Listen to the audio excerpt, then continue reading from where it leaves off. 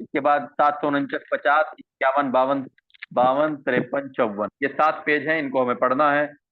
तो सबसे पहले जो मैं पढ़ रहा हूं, जो आपके सिलेबस में है, वो पढ़ रहा हूं जो आपके सिलेबस में है। एक्चुअली आपको सिलेबस भी तो पढ़ना आना चाहिए ना, ठीक है, क्योंकि सिलेबस में से ही क्वेश्चन निकलने हैं। तो सिलेबस में आपकी एक हेडिंग लिखी हुई है, मुख्तलिफ जराहियाती अमराज। मुख्तलिफ जराहियाती अमराज। अब इसको समझिए क्या कहते हैं। मुख्तलिफ कहते हैं भिन्न भिन्न, जराहियाती अमराज यानी कि सर्जिकल डिजीजेज, ठीक है, की अलैदा मुआली जाती तदबीर। यानी कि इसका मतलब क्या है, अलग अलग सर्जिकल डिजीजेज यानी कि सर्जरी से संबंधित अलग अलग बीमारियों का इलाज। अब बड़ा बड़ा एक तरीके से कॉम्प्लिकेटेड करके लिख दिया गया है, बड़ा मुश्किल सा करके लिख दिया गया है। इसका मतलब क्या है मैं बताऊं आपको। इसका कुछ इसका बहुत ही सिंपल सा एक मतलब है। इसका मतलब है कि सर्जरी की टाइप, यानी कि सर्जरी जो ऑपरेशन होते हैं उन, वो किस किस टाइप के होते हैं। सर्जरी यानी कि ऑपरेशन जो होते हैं वो किस किस टाइप के होते हैं। समझ में आपकी आ रही है बात।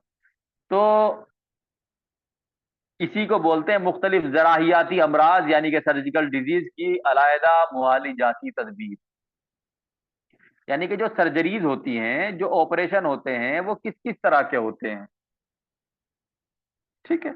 जी, तो इसको पढ़ते हैं। नंबर 1 पे आ जाइए, इमरजेंसी सर्जरी। अब देखिए, सर्जरी अलग अलग तरीके से हम इसको डिफाइन करते हुए चलते हैं, यही कहा गया है यूनानी में आप। जी, तो सबसे पहले क्या है इमरजेंसी सर्जरी। इमरजेंसी सर्जरी वो सर्जरी है जिसको आप प्लान नहीं कर सकते, यानी कि अपनी मन मर्जी के मुताबिक आगे पीछे नहीं कर सकते। ऐसा नहीं है कि आपका मन करे कि भाई, किसी का मन करे, सॉरी, किसी का मन करे कि वो उस सर्जरी को जो है 15 दिन बाद करा ले या 20 दिन बाद करा ले या अगले मौसम में करा ले। गर्मी चल रही है सर्दियों में करा ले या सर्दी चल रही है गर्मियों में, ऐसा नहीं है।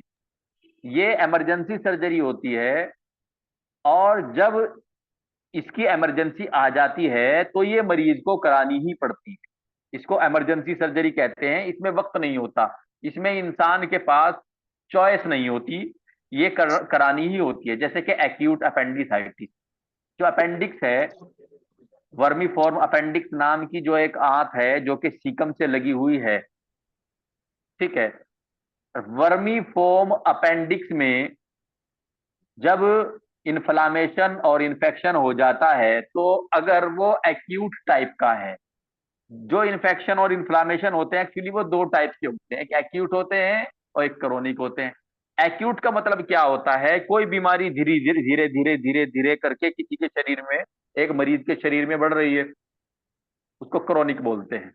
क्रोनिक का मतलब क्या है, एक बीमारी धीरे धीरे धीरे धीरे करके किसी के शरीर में पनप रही है, और उसके जो पनपने की जो स्पीड है वो बहुत कम है, ठीक है, बहुत कम, आराम आराम से बीमारी बढ़ रही है, लेकिन समय बहुत ज्यादा ले रही है, सालों लग रहे हैं, उसको क्रोनिक इन्फेक्शन बोलते हैं, क्रोनिक डिजीज बोलते हैं।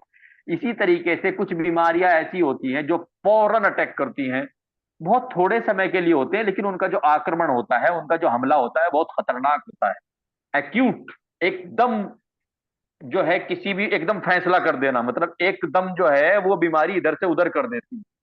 उनका जो हमला होता है इंसान के शरीर के ऊपर, मरीज के शरीर के ऊपर, वो बहुत थोड़े समय के लिए होता है, लेकिन बहुत तीव्र होता है, बहुत ज्यादा तेज होता है, उसको बोलते हैं एक्यूट।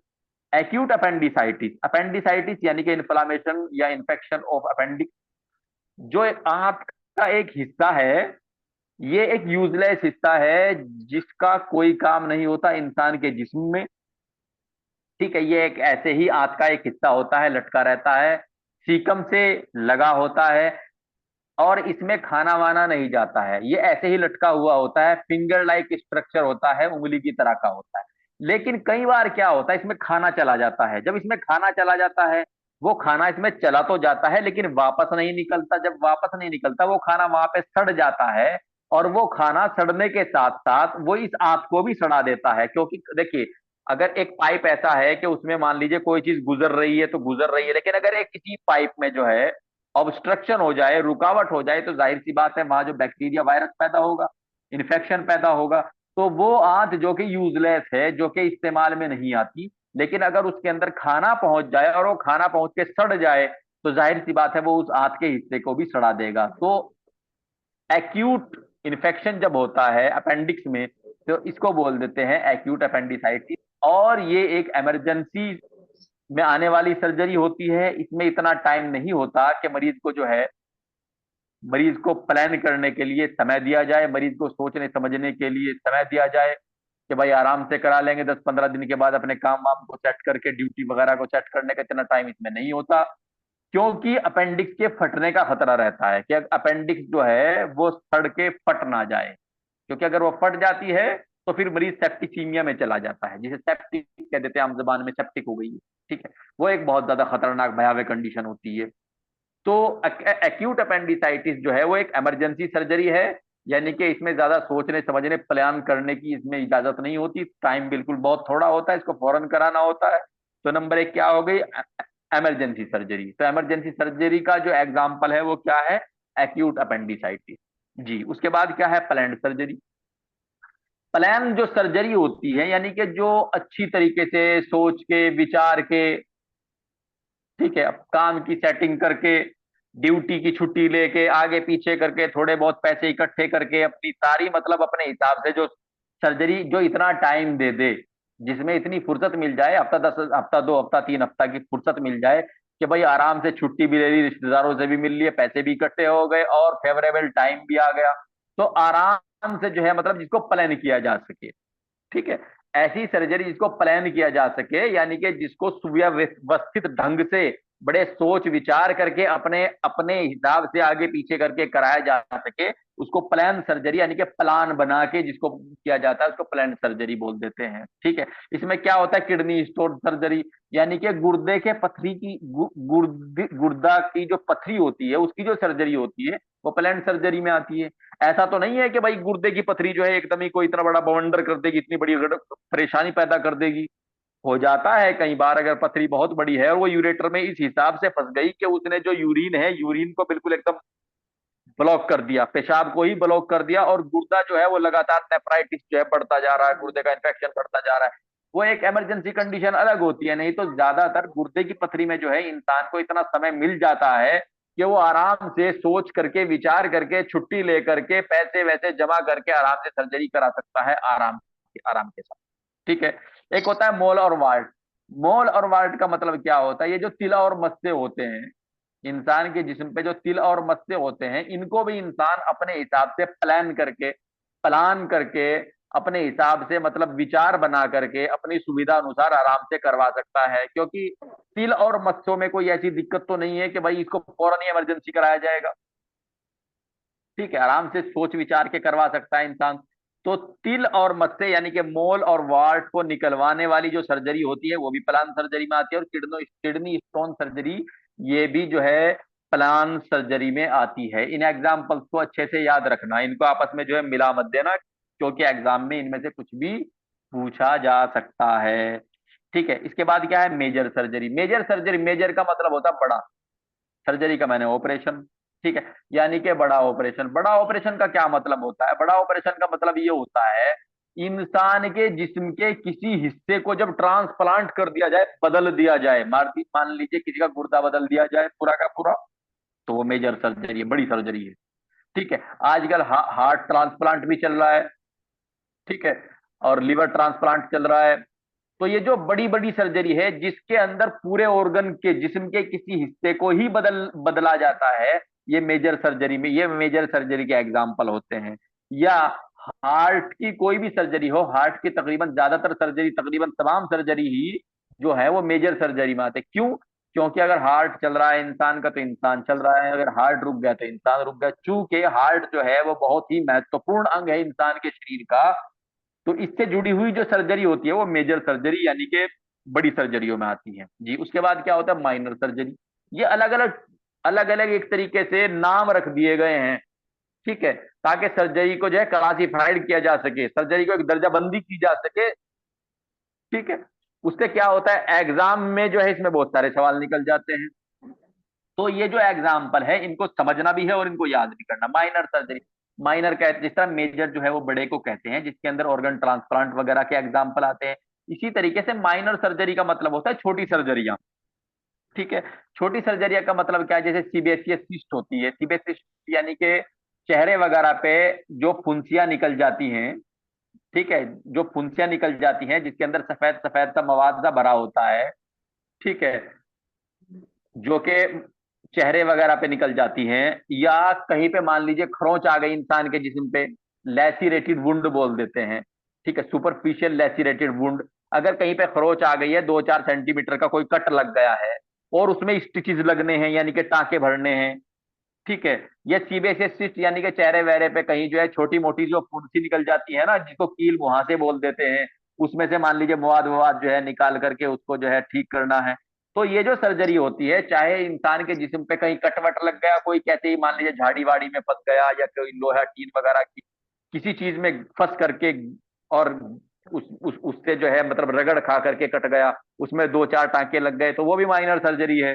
ठीक है। और अगर सीबीएसई सिस्ट यानी कि कील मुहासे वगैरह निकाल दिए कोई छोटी मोटी सर्जरी वर्जरी करके, कोई छोटा मोटा सुराख वुराख करके, तो वो माइनर सर्जरी। ये तो क्या आते हैं, सीबीएसई सिस्ट रिमूवल यानी कि कील मुहासे को निकालना, और हल्का फुल्का अगर लैसिरेटेड वुंड, कोई खरोंच वोच वरोच आ गई, कोई टीन वगैरह कोई भी चुभ वुभ गया और उससे जो है इंसान की स्किन पे कहीं जो है घाव हो गया, उसमें जो 2-4 टांके लग जाते हैं, वो भी माइनर सर्जरी है, वो मेजर सर्जरी नहीं है। मेजर सर्जरी हार्ट की सर्जरियां, और कोई इंसान के जिस्म का ऑर्गन अगर चेंज हो रहा है तो वो मेजर सर्जरी में है। और ये जो घिसर विधर लग जाती है, ये सीबीएसई सिस्ट रिमूवल यानी कि जो कील मुहासे को निकालते हैं, माइनर सर्जरी, छोटी सर्जरी में आती है। उसके बाद क्या है, डायग्नोस्टिक सर्जरी। डायग्नोस्टिक सर्जरी का मतलब क्या होता है, जब कोई, मतलब ये इसमें ऐसी सर्जरी आती है, मान लीजिए कुछ चीज समझ में नहीं आ रही है। ठीक है। एब्डोमन यानी कि जो पेट है इंसान का पूरा, एब्डोमन का मतलब स्टमक नहीं, एब्डोमन का मतलब पूरा का पूरा जो पेट है, मान लीजिए इसमें कुछ चीज है, अल्ट्रासाउंड भी करा ली, बाकी जांचें भी करा ली, कुछ समझ में आया, कुछ समझ में नहीं आया। ठीक है। तो क्या डॉक्टर क्या कहते हैं, भाई ऑपरेशन करते हैं और जो भी होगा उसको कर लेंगे, और फिलहाल ये हमारी चीज समझ में आ रही है, और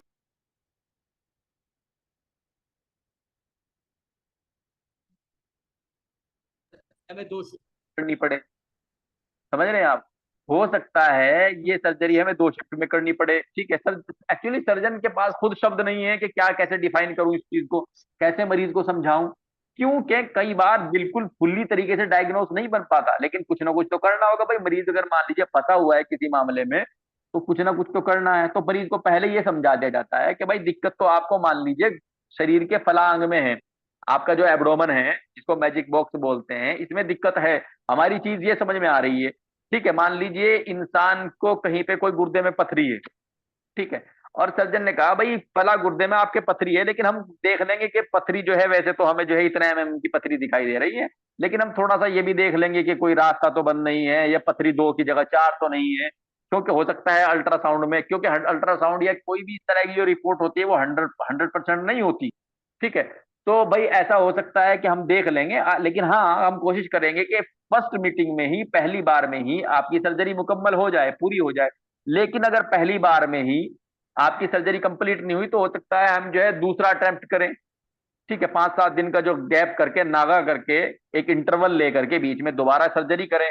तो इस तरह की जो सर्जरी, जिसमें जो है मान लीजिए ट्रीटमेंट भी हो रहा है, सर्जरी भी हो रही है, साथ में डायग्नोस भी बन रही है, यानी कि बिल्कुल सही सही पता भी लग रहा है। क्योंकि ठीक है अल्ट्रासाउंड हो गया, ठीक है बाकी जांचें हो गई, लेकिन जो एक इंसान नंगी आंख से देखता है, बिल्कुल जिसमें कोई पर्दा नहीं होता, खुला हुआ है, तो उसमें और इन चीजों में फर्क होता है। तो ऐसी सर्जरी, मान लीजिए कोई एब्डोमन में कोई जो है उसमें दिक्कत है, तो जब खोल करके देखा जा रहा है, हो सकता है एक शिफ्ट में ऑपरेशन हो जाए, हो सकता है एक शिफ्ट में पूरा कंट्रोल ना हो, सर्जरी जो है वो लंबी खिंच जाए, तो 2 सर्जरी में करनी पड़े। तो इस तरह की सर्जरी को डायग्नोस्टिक सर्जरी कहते हैं। ठीक है। ये सर्जरी जो है लेप्रोटोमी सर्जरी यानी कि दूरबीन वाली सर्जरियां भी होती हैं। ठीक है। इनमें कई बार एक शिफ्ट में पूरी सर्जरी हो जाती है, कई बार नहीं होती, पूरा मामला कंट्रोल में नहीं आता। तो इसमें क्या बन जाती है, डायग्नोस बनती है, यानी कि मरीज मरज का हालांकि पता है, लेकिन पूर्ण रूप से पता कब लगता है, जब खुद ऑपरेशन करने के लिए चले। तो लेप्रोटोमी की जो सर्जरी है, जो एब्डोमिनल कैविटी में, यानी कि जो इंसान का पेट है जिसके अंदर क्या है, गुर्दे हैं, आते हैं, स्टमक है, लीवर है, स्प्लीन है, ये सारी चीजें हैं। ठीक है, तो इनमें क्या होता है, डायग्नोस्टिक सर्जरी ज्यादातर होती है, यानी कि उससे सही पता भी लग जाता है और इलाज भी हो जाता है। उसके बाद क्या होता है, क्यूरेटिव सर्जरी। क्यूरेटिव सर्जरी का मतलब क्या होता है, देखिए, क्यूरेटिव सर्जरी का मतलब ये होता है, मान लीजिए कोई सर्जरी करने की जरूरत पड़ी, ठीक है, और वो सर्जरी ही क्योर क्योर कहते हैं इलाज करने को, वो सर्जरी ही उसका पूरा इलाज है। जैसे कि मान लीजिए पित्त की थैली में पथरी है, तो पित्त की थैली की पथरी का क्या इलाज है, पित्त की थैली को निकाल दो। ठीक है, कोलिस्टिक टैमो सॉरी कोलिसिस टेक्टोमी, यानी कि पित्त की थैली को निकाल दो, क्या इलाज है, यही तो इलाज है ना। तो पित्त की थैली की पथरी का इलाज है पित्त की थैली को निकाल देना, यानी कि वो जो ऑपरेशन किया ना, उसी ऑपरेशन से इलाज भी हो गया पूरा का पूरा। यानी कि पथरी निकालने की जरूरत नहीं पड़ी, पूरी की पूरी पित्त की थैली निकाल दी, इलाज भी हो गया, पित्त की थैली भी निकल गई छुट्टी। तो उसमें ये कौन सी सर्जरी में आता है, ये क्यूरेटिव सर्जरी में आता है। यानी कि पित्त की थैली जो है वो पथरिया जो है वो पित्त की थैली समिति निकल गई, क्योर हो गया पूरा, इलाज हो गया पूरा। जी। इसके बाद क्या है, रीस्टोरेटिव सर्जरी। रीस्टोरेटिव सर्जरी किसको कहते हैं, रीस्टोर, री के माने होता है दोबारा, स्टोर के माने होता है किसी चीज को कहीं पे हिफाजत से रखना, सुरक्षित करके रख देना। ठीक है, देखिए, मान लीजिए इंसान के शरीर का कोई अंग जहां पे वो सुव्यवस्थित तरीके से ठीक ठाक रखा होना चाहिए, जहां ईश्वर ने रब ने बनाया है, जहां पे वो अंग जो होना चाहिए, वो अंग, वो अपनी कैविटी, वो अपना स्थान जो कि रब ने दिया है उसको, वहां से छोड़ करके कहीं और सरक जाए। ठीक है, कहीं और स्टोर हो जाए जा करके। रीस्टोरेटिव सर्जरी यानी कि ऐसी सर्जरी जिसमें इंसान के जिस्म का कोई हिस्सा अपनी जगह छोड़ करके दूसरी जगह चला जाए, उसको वहां से ला करके फिर जहां वो था वहीं पे लाना, इसको रीस्टोरेटिव सर्जरी के एग्जांपल्स में आता है। जैसे कि हर्निया। ठीक है, हर्निया में क्या होता है, हर्निया में आंत का कोई भी हिस्सा जो है, वो एब्डोमिनल कैविटी, यानी कि ये जो पूरा एब्डोमन है, इंसान का जो पूरा एब्डोमन है, जिसके अंदर आते हैं, पेट है, स्टमक है, गाल ब्लैडर है, लिवर है, स्प्लीन है, किडनीज है, सबका सब पूरा का पूरा सिस्टम है इसके अंदर। ठीक है, बड़ी आंत छोटी आंत सब।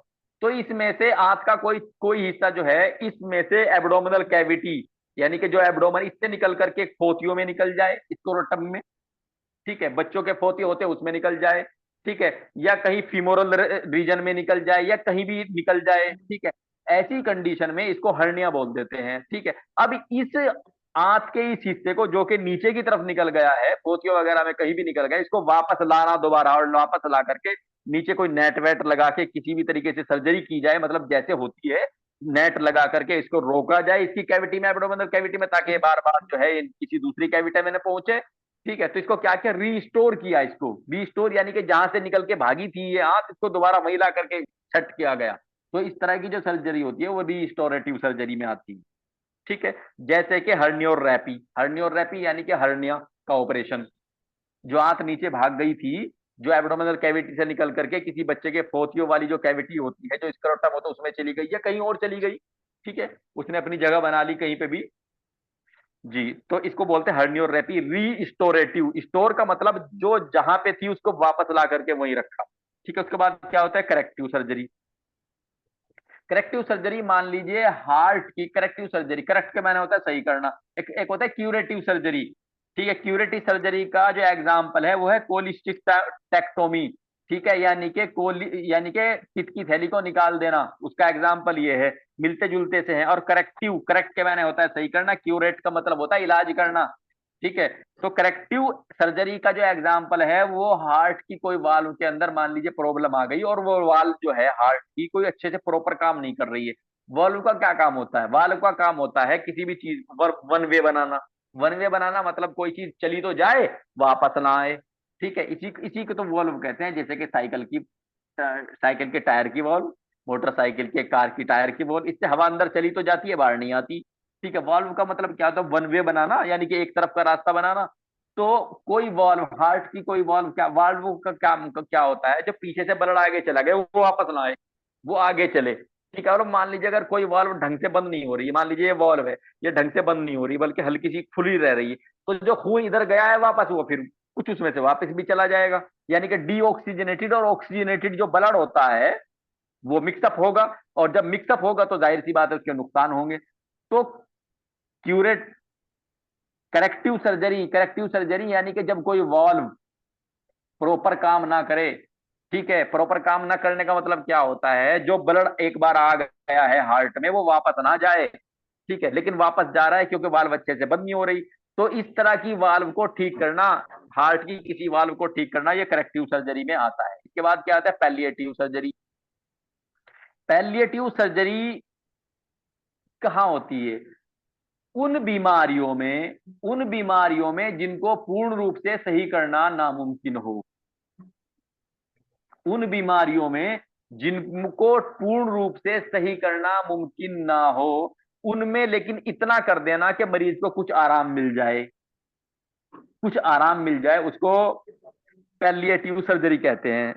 ठीक है, जैसे गैस्ट्रोजेजुनेस्टोमी, गैस्ट्रोजेजुनेस्टोमी, गैस, इसका मतलब क्या होता है, अगर किसी वजह से स्टमक या कोई आंत का, अगर किसी वजह से आंत में प्रॉब्लम है और आंत का कुछ हिस्सा निकालना पड़ जाए, तो आंत का कुछ हिस्सा निकाल दिया जिसके अंदर इन्फ्लामेशन ज्यादा था, इन्फेक्शन ज्यादा था, तो प्रॉब्लम जो है वो कम हो गई, लेकिन आंत का हिस्सा भी तो गया, आंत का हिस्सा भी तो गया। तो इस तरह की जो सर्जरी होती है वो पैलिएटिव सर्जरी में आती है। इसके एग्जाम्पल को याद रखना भाई, ठीक है जी। गैस्ट्रोजेजुनेस्टोमी। उसके बाद क्या आता है, कॉस्मेटिक सर्जरी। कॉस्मेटिक सर्जरी जो है, कॉस्मेटिक एक्चुअली सौंदर्य प्रसाधन, ठीक है, कॉस्मेटिक, कॉस्मेटिक जो है वो सौंदर्य विभाग से संबंधित है, यानी कि सौंदर्य का सारा मतलब जिससे एक इंसान जो है वो सुंदर लगे, खूबसूरत लगे, ठीक है। तो कुछ सर्जरीज ऐसी हैं आजकल जो है वो बहुत ज्यादा डेवलप है। कई लोग जो है वो सिर्फ अपने आप को सुंदर दिखाने के लिए, बगैर, हालांकि उनके अंदर कोई डिफॉर्मिटी भी नहीं होती, कोई कमी भी नहीं होती, ठीक ठाक होते हैं, सुंदर होते हैं, लेकिन उसके बावजूद भी और ज्यादा सुंदर लगने के लिए, ठीक है, वो अपने फेशियल सर्जरी या और तरह की कई सर्जरी कराते हैं, ठीक है, वो एक अलग चीज है। एक मैटर क्या है, अगर उस तरह से पूछ लिया जाए तो वो भी जो है कॉस्मेटिक सर्जरी में आएगा, ठीक है। लेकिन कई बार ये जो कॉस्मेटिक सर्जरी होती है ये जरूरत होती है। देखिए, एक इंसान है, एक इंसान है, वो ठीक ठाक है, अच्छा भला है, चंगा है, सब कुछ है, लेकिन फिर भी वो चाह रहा है कि मेरे होंठ ऐसे दिखे, ठीक है, मेरे चीक गाल ऐसे दिखे, ठीक है, और अच्छे लगे, ठीक है, वो ठीक है, कॉस्मेटिक सर्जरी में है, सही बात है। लेकिन कई बार कॉस्मेटिक सर्जरी कराना जरूरत होती है। जरूरत कैसे होती है, मान लीजिए एक बच्चा पैदा हुआ, और वो जब पैदा हुआ उसका जो ऊपर वाला जो होंठ था वो फटा हुआ था। इस तरह के बच्चे पैदा होते हैं कि उनका जो अपर लिप होता है, ऊपर वाला होंठ होता है, वो फटा हुआ होता है, ठीक है। जब वो पानी वगैरह पीते हैं तो वो उस होंठ में वो निकल जाता है, जाहिर सी बात है, परेशानी की बात है। तो उनके लिए ये कॉस्मेटिक सर्जरी जरूरी है।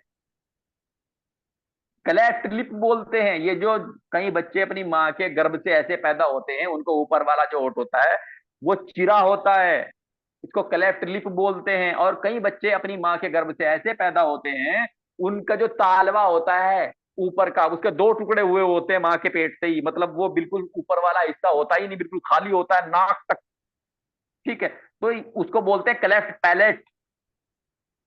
क्लेफ्ट लिप अगर होंठ के दो हिस्से हो रहे हैं, और क्लेफ्ट पैलेट जो ऊपर का तालवा है जिसपे जीभ लगती है वो ना हो, डायरेक्ट जो है नेजल कैविटी हो, यानी कि नाक का हिस्सा हो, सोच के देखिए आप, कितना बड़ा खुला हिस्सा होता है इंसान के मुंह के अंदर। तो ये जो सर्जरी होती है एक्चुअली, जिसको क्लेफ्ट पैलेट, यानी कि जिसका ऊपर वाला तालवा जो है वो अगर टूटा हुआ है, मतलब जुड़ा हुआ नहीं है रब की तरफ से ही, तो जाहिर सी बात है, दिक्कत की बात है, मरीज जो है वो सही से बोल नहीं पाएगा, ठीक है। मरीज अगर खाना खाएगा तो वो खाना ऊपर चढ़ सकता है, ठीक है जी, प्रॉपर उसको मैनेज करना बहुत दिक्कत वाली बात है।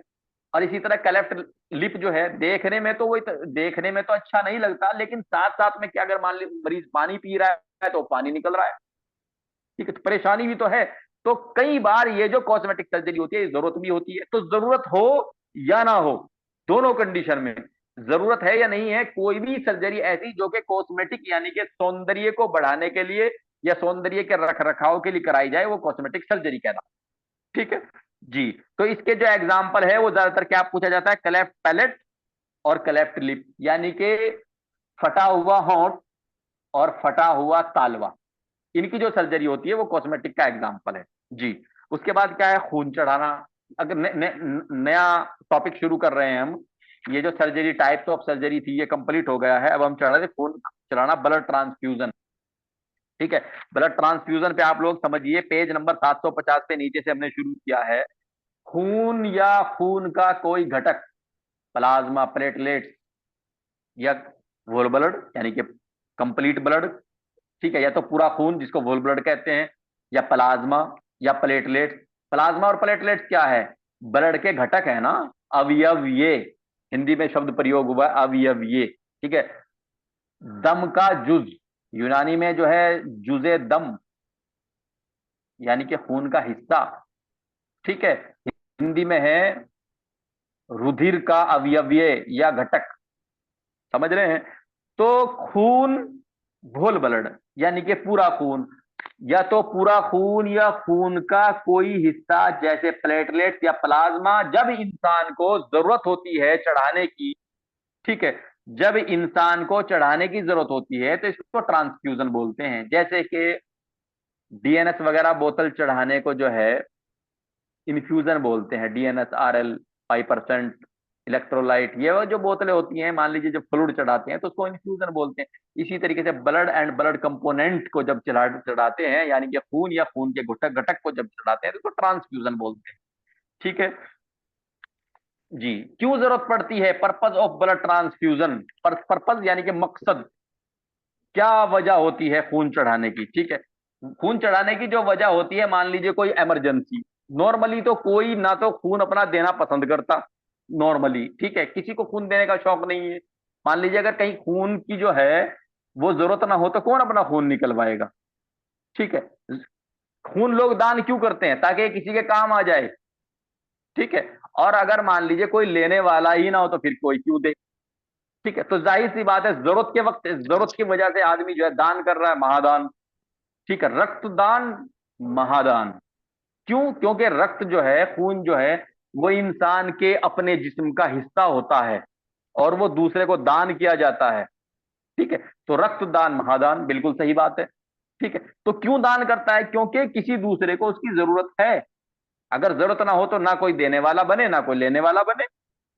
ठीक है जी। तो क्यों इंसान क्यों लेता है ब्लड? इमरजेंसी में, परेशानी में, हेमरेज, एक्सीडेंट, यानी कि किसी किसी वजह से खून बह जाए इंसान के जिस्म का।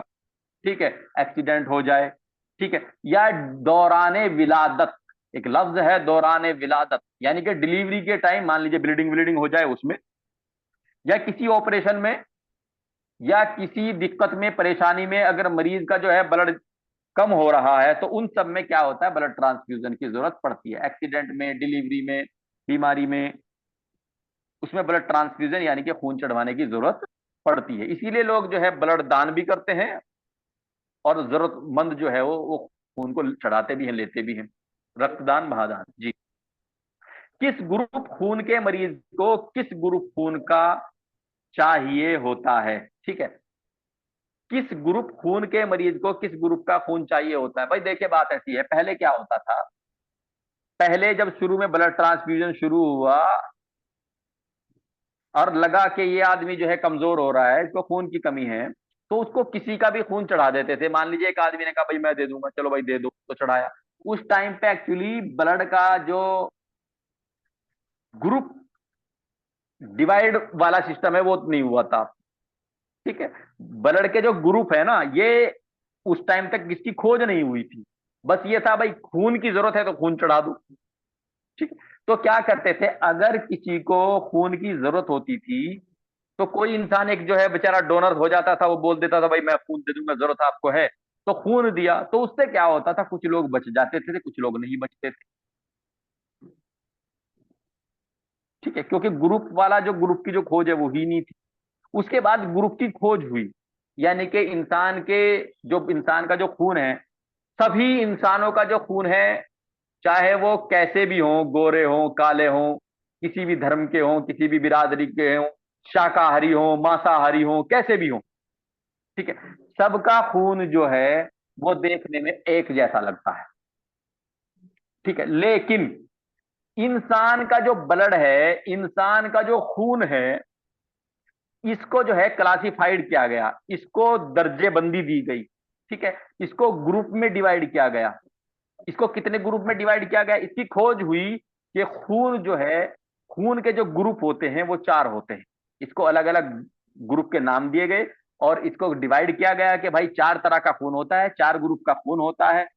ठीक है। फिर आगे ब्लड ट्रांसफ्यूजन पे भी मेहनत हुई और उसका भी पता चला। तो खून के जो 4 ग्रुप होते हैं वो कौन कौन से होते हैं? Number 1 A group, number 2 B group, number 3 A B group और नंबर 4 ओ ग्रुप। ये 4 ग्रुप खून के होते हैं। ठीक है। अब इसमें भी ये हुआ कि कौन सा ग्रुप किसको खून दे सकता है, कौन सा ग्रुप किसको खून दे सकता है। तो इसमें सीधा सीधा सब पहला जो फंडा है वो ये है, हर वो ग्रुप, ध्यान देना आप लोग प्लीज, हर वो ग्रुप दूसरे को खून दे सकता है जिसका सेम ग्रुप हो। यानी कि ए वाला ए को दे सकता है, बी वाला बी को दे सकता है, ए बी वाला ए बी को दे सकता है, ओ वाला ओ को दे सकता है। पहला मामला यही क्लियर होता है। यानी कि जिस ग्रुप का किसी का ब्लड है वो उसी ग्रुप के ब्लड वाले को ब्लड दे सकता है, उसमें कोई दिक्कत नहीं होती, कोई परेशानी नहीं होती। ठीक है।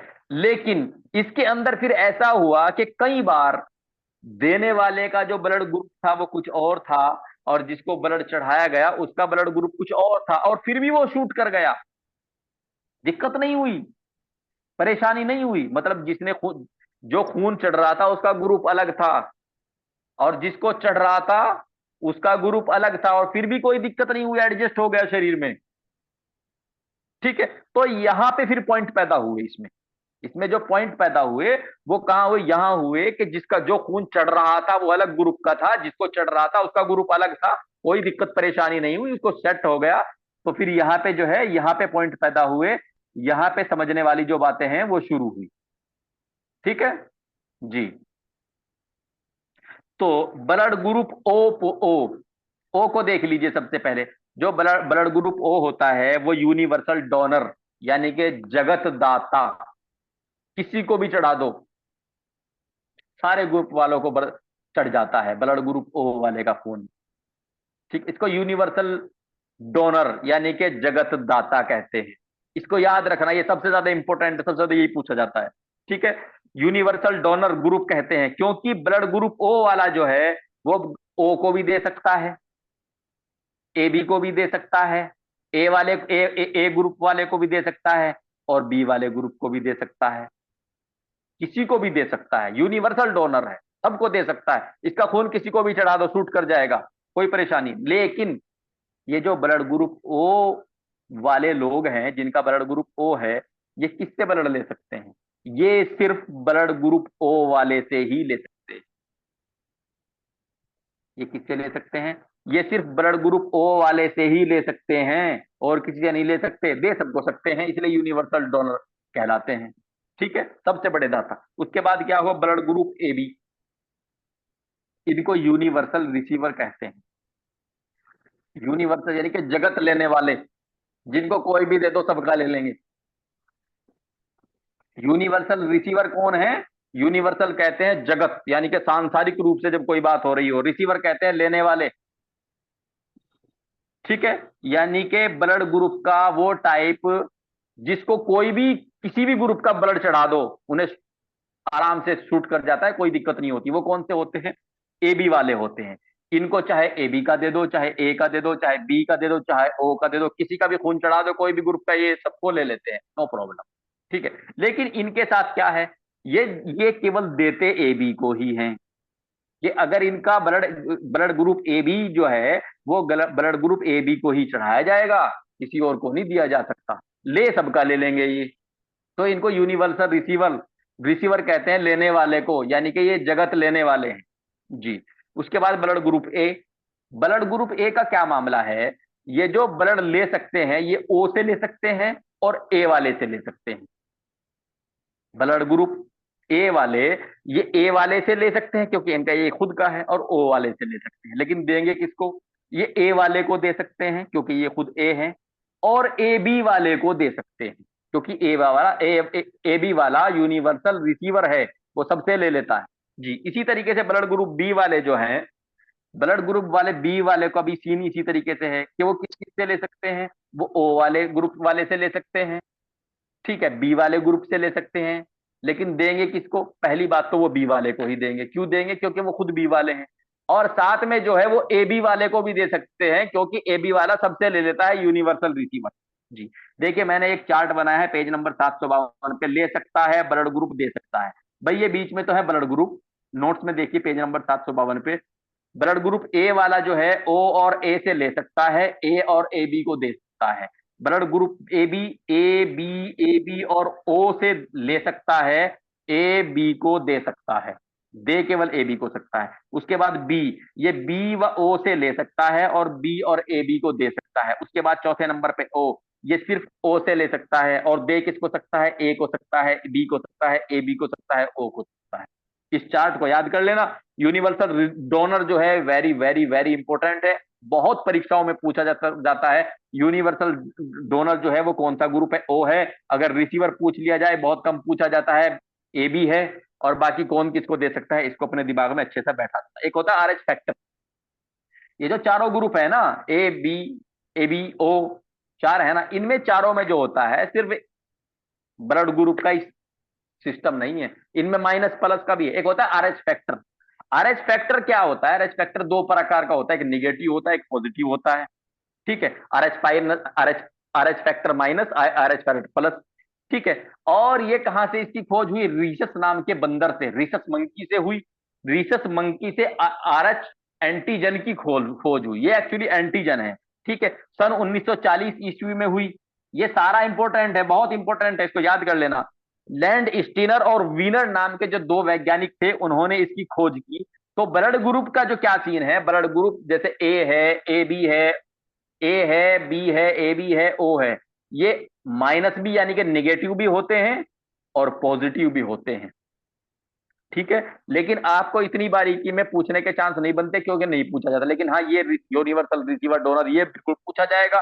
कौन किसको ले सकता है, दे सकता है, ये पूछा जाए, इस तरह के सवाल पूछ लिए जाते हैं। आर एच माइनस की जो खोज की वो किसने की, इस तरह के सवाल आ जाते हैं। कौन से बंदर से इसकी खोज हुई, ये पूछ लिया जाता है। 1940 साल को पूछे, इस तरह के सवाल पूछ लिए जाते हैं। लेकिन देखिए बात ऐसी है, ये बहुत बड़ा सवाल हो जाता है कि ओ नेगेटिव किसको दे सकता है। वो फिर एमबीबीएस लेवल की पढ़ाई हो जाती है। वहां तक अगर हम जाएंगे तो देखिए हमें हमें कितना पढ़ना चाहिए? हमें इतना पढ़ना चाहिए जितना हमारे लेवल का है। ठीक है, अगर हम मान लीजिए एमडी या डीएम जैसे डॉक्टर की लेवल की पढ़ाई करेंगे तो ये हमारे समय का दुरुपयोग ही है। हमें तो वो पढ़ना है ना जिसे पढ़ करके हमारी नॉलेज में इजाफा हो और साथ में हमारी परीक्षा में जो है हमें सहयोग मिल जाए। तो वो किस में मिल रहा है? जो हमारा लेवल है। हमारा लेवल क्या है भाई? कौन सा किसको दे सकता है, कौन सा किससे ले सकता है। आर एस उसको देख लीजिए, कौन से साइंटिस्ट ने की थी ये। ज्यादा बारीकी में अगर हम जाएंगे, ठीक है, कि भाई ए निगेटिव किसको दे सकता है, बी निगेटिव किसको दे सकता है, A B negative, A B positive, इसमें फंसेंगे तो वक्त की जाया है, उसमें हमें नहीं फंसना है। अब थोड़ा सा एक चीज में और इंपॉर्टेंट है, ब्लड ग्रुप ए में एंटीजन ए होता है। याद रखना है, इसमें पूछ लेते हैं ऐसे, ऐसे पूछ लेते हैं कि ब्लड ग्रुप ओ में एंटीजन कौन होता है? एंटीजन ए होता है। ब्लड ग्रुप बी में एंटीजन बी होता है। ब्लड ग्रुप ए बी में एंटीजन नहीं होता, इसलिए ये सबसे ले लेता है। जहां एंटीजन नहीं होगा वो सबसे ले लेते हैं। सॉरी, ब्लड ग्रुप ओ में एंटीजन नहीं होता इसलिए ये सबको दे देता है। आई एम सॉरी, उल्टा हो गया। ब्लड ग्रुप ओ वालों में एंटीजन नहीं होता इसलिए ये सबको दे देते हैं। ठीक है, जब एंटीबॉडी सामने बनता है तो ये उसका विरोध नहीं करते बेचारे, आराम से एडजस्ट हो जाते हैं दूसरे के खून में। ठीक है, तो ओ में क्या होता है? एंटीजन नहीं होता है। और ए बी में क्या होता है? ए बी एंटीजन होता है और बी भी एंटीजन होता है, इनको याद रख लेना। एंटीजन जो होता है वो आरबीसी में होता है और एंटीबॉडी जो होता है वो प्लाज्मा में होता है। बॉडी यानी कि जो रक्षात्मक दल है, जो इंसान के शरीर को इम्यूनिटी देता है, डब्ल्यूबीसी खास तौर से, ठीक है, वो कहाँ होता है? वो प्लाज्मा में होता है। एक तरीके से ब्लड में होता है, लेकिन सीरम वगैरह प्लाज्मा में वगैरह में होता है। लेकिन ये जो एंटीजन होता है ये कहाँ होता है? आरबीसी में। आपको मोटा मोटा सा याद रखना है, ज्यादा बारीकी में नहीं जाना। आपको याद रखना है एंटीजन आरबीसी में होता है, एंटीबॉडी प्लाज्मा में होता है। ज्यादा दिमाग पे जोर देना ही नहीं। ठीक है जी। गैस्ट्रिक लेवेज या स्टमक वॉश, पेट स्टमक की धुलाई। अब नया पॉइंट पढ़ रहे हैं, खून चढ़ाना हमने समझ लिया कौन किसको दे सकता है, यूनिवर्सल डोनर रिसीवर कौन है वो हमने समझ लिया। एंटीजन कहाँ होता है, एंटीबॉडी कहाँ होता है, इसको देख लेना। और भाई ए में कौन सा एंटीजन होता है, बी में कौन सा, ओ में नहीं होता, ए बी में कौन कौन से होते हैं, इसको देख लेना। यही सवाल जो है, इसी तरह के सवाल ज्यादातर परीक्षाओं में पूछे जाते हैं। ठीक है, उसके बाद क्या होगा, गैस्ट्रिक लेवेज या स्टमक वाश की धुलाई। जी, तो गैस्ट्रिक लेवेज या स्टमक वाश, पेट वाश की धुलाई। जी, तो ये जो ब्लड ग्रुप है, एक्चुअली ब्लड ग्रुप में हम अपने लेवल का पढ़ रहे हैं। ब्लड ग्रुप में आप कितना भी पढ़ते, कितनी बड़ी रिसर्च करते चलिए इसके ऊपर, प्लेटलेट्स को पढ़ लीजिए, इसको पढ़ लीजिए, उसको पढ़ लीजिए, ठीक है, लेकिन हमें क्या पढ़ना है, हमें थोड़ा पढ़ना है। ठीक है, थोड़ा पढ़ना है, और जो हमारे लेवल का है, जो हमारे सिलेबस में है, वो पढ़ना है। ज्यादा बारीकी में पढ़ने की कोशिश मत करो, समय खराब हो रहा है और कुछ। जी, चलिए आगे। गैस्ट्रिक लेवेज, गैस्ट्रिक लेवेज किसको बोलते हैं, पेट की धुलाई को बोलते हैं। पेट यानी कि स्टमक, जिसमें खाना जाके इकट्ठा होता है, उसको बोलते हैं गैस्ट्रिक लेवेज। उसी को स्टमक वाश भी कहते हैं। स्टमक पेट को बोलते हैं, जहां जाके खाना इकट्ठा होता है, वॉश धुलाई, यानी कि पेट की धुलाई को। पेट की धुलाई बड़ा अजीब सा लग रहा है सुनने में, है ना, लेकिन हाँ है। जब कोई इंसान जहर खा लेता है, एक्सीडेंटली खा ले या जानबूझ के खा ले, कैसे भी खा ले, ठीक है, तो घर वाले क्या करते हैं, किसी भी चिकित्सालय में ले जाते हैं, हॉस्पिटल में ले जाते हैं, क्या करता है डॉक्टर वहां पे, स्टमक वाश करता है, गैस्ट्रिक लेवेज बोलते हैं उसको। आपके आपके जो एग्जाम में अगर इससे संबंधित सवाल आएगा, तो हो सकता है गैस्ट्रिक लेवेज करके पूछ ले, क्योंकि ये थोड़ा सा, जिसे कह देते हैं ना, स्टैंडर्ड है, सुनने में अच्छा लगता है, डॉक्टरी शब्द है।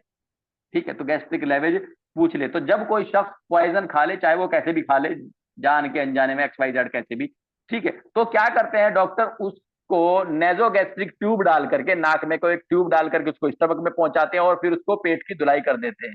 ठीक है, ताकि वो जो पॉइजन, वो जो जहर खाया गया है, जैसे भी खाया जाए, ठीक है, वो बाहर निकल जाए और पेट की धुलाई हो जाए, और हलाकत से,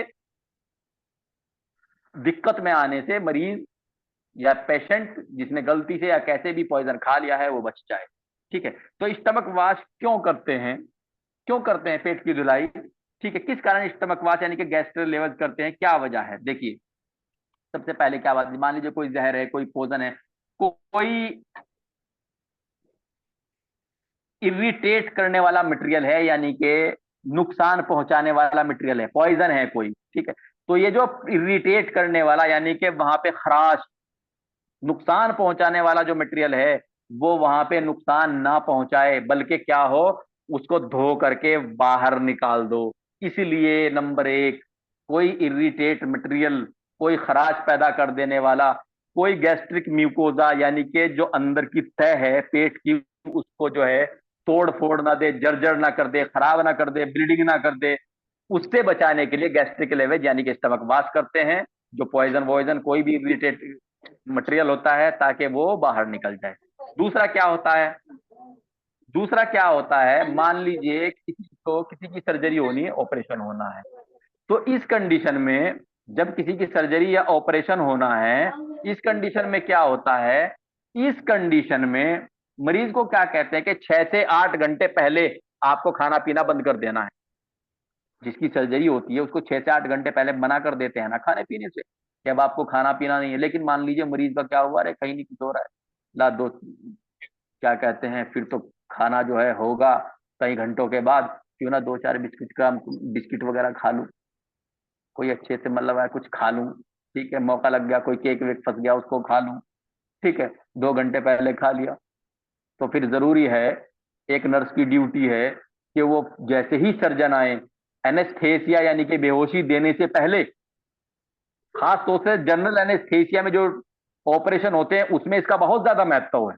जनरल एनेस्थेसिया यानी कि जो पूर्ण रूप से सुन करके सर्जरी होती है, उसमें 6 से 8 घंटे पहले नील ओरली यानी कि खाली पेट रखना ही रखना होता है। अगर मरीज उसके बीच में कुछ खा ले, उस 6 से 8 घंटे, मान लीजिए वो ऑपरेशन से 1 घंटे पहले खा लिया, तो सर्जन को क्या करना है, गैस्ट्रिक ट्यूब डाल करके उसको वॉश कर देना है, उसको निकाल देना है। क्यों, क्योंकि ऐसा ना हो कि बेहोशी के दौरान मरीज उल्टी करे, और वो उल्टी सांस की नली में चले जाए, और मरीज जो है दिक्कत में आ जाए। उसके बाद अलावा और क्यों जरूरत पड़ती है गैस्ट्रिक, बैक्टीरियोलॉजिकल स्टडी। बैक्टीरिया, मान लीजिए किसी मरीज के स्टमक में बैक्टीरिया ग्रोथ कर रहे थे, बैक्टीरिया पैदा हो रहे थे स्टमक में। अब कैसे पैदा करें स्टमक में गैस, कौन से बैक्टीरिया है, तो क्या करता है मरीज, जो खाता है, मरीज को पहले एक हल्की डाइट खिला देते हैं, जब मरीज खा लेता है, फिर उसका स्टमक वॉश कर देते हैं। तो जो बैक्टी स्टमक जब वॉश करेंगे, चूंकि स्टमक में ही बैक्टीरिया है, एक शक है, और स्टमक में ही मान लीजिए कोई डाइट खिला दी गई, जूस वगैरह पिला दिया गया, तो वहां पे जो बैक्टीरिया है मान लीजिए वो थोड़ा बहुत उसमें भी आ जाएंगे, जो पेट में गया है, स्टमक में गया है, तो उसको निकाल करके उसको सैंपल के लिए भेज देते हैं। उसको निकाल करके जो कि स्टमक में गया सैंपल के लिए भेज देते हैं। उससे ये पता लग जाता है कि स्टमक में यानी कि पेट में किसी प्रकार के बैक्टीरिया तो नहीं पनप रहे थे। ठीक है, कैसे पता लगता है? क्योंकि बैक्टीरियोलॉजिकल स्टडी एक्चुअली अगर लग रहा है कि स्टमक में किसी प्रकार के बैक्टीरिया ग्रोथ कर रहे हैं, बढ़ रहे हैं, तो उसका क्या तरीका है? अब भाई स्टमक के अंदर कैसे पता करें बैक्टीरिया, तो उसका क्या तरीका होता है? कोई हल्की डाइट मरीज को खिला देते हैं, उसके बाद कुछ देर के बाद स्टमक वॉश कर देते हैं, यानी कि ट्यूब डाल करके उसके सारे को निकाल लेते हैं। उसमें से फिर कुछ नमूना, मैं अभी आपको सैंपल पढ़ा चुका हूँ, स्पेसिमेन नमूना मैं आपको पढ़ा चुका हूँ, तो उसका कुछ हिस्सा लेबोरेटरी में, पैथोलॉजी लैब में, लेबोरेटरी में जांच के लिए भेज देते हैं। क्योंकि अगर स्टमक में किसी प्रकार के बैक्टीरिया ग्रोथ कर रहे होंगे, पल रहे होंगे, तो जाहिर सी बात है वो उस मटेरियल में भी आ गए होंगे जो कि स्टमक में काफी देर रुका है और उसको निकाल दिया गया है। ठीक है, तो बैक्टीरियोलॉजिकल स्टडी के लिए भी जो है वो गैस्ट्रिक लेवेज यानी कि स्टमक वॉश करते हैं। ऑपरेशन में अगर वो जो 6 से 8 घंटे वाला सिस्टम है जिसमें निलोरली रखा हुआ है उसमें कर ले, उसके लिए होता है। और दूसरा अगर कोई जहर वहर या कुछ भी इरिटेट म्यूकोजा को करने वाला कोई भी इस तरह का प्रोडक्ट जो है जानबूझ करके या अनजाने में कैसे भी खा लिया जाए, तो उसको बाहर निकालने के लिए भी गैस्ट्रिक लेवेज करते हैं। गैस्ट्रिक लेवेज यानी कि स्टमक वॉश करने का तरीका क्या है? तरीका सीधा सीधा सा है, नेजोगैस्ट्रिक ट्यूब डाल दी, स्टमक में पहुंच गई। उसके बाद क्या करते हैं, जो नॉर्मल सलाइन की 500 ml की बोतल होती है ना, नॉर्मल सलाइन की 500 ml की बोतल को, ठीक है, पूरी की पूरी को उसमें गैस्ट्रिक नेजोगैस्ट्रिक ट्यूब के जरिए से पेट में पहुंचा देते हैं, स्टमक में पहुंच जाती है। उसके बाद 50 ml वाली सिरिंज लेते हैं, बड़ी सिरिंज लेते हैं 50 ml वाली, ठीक है, उसको लगा करके खींच खींच के जल्दी जल्दी साफ कर देते हैं। डालते रहते हैं, 500 ml डालते हैं, 500 ml निकालते हैं, डालते हैं, निकालते रहते हैं। जब लगता है कि वो जो अंदर जो मरीज ने गलती से खाया था, ठीक है, जब लगता है कि अब वो नहीं आ रहा है, पानी साफ आने लग गया, जो नॉर्मल सलाइन डाल रहे हैं वो साफ आ रही है, उसके बाद छोड़ देते हैं।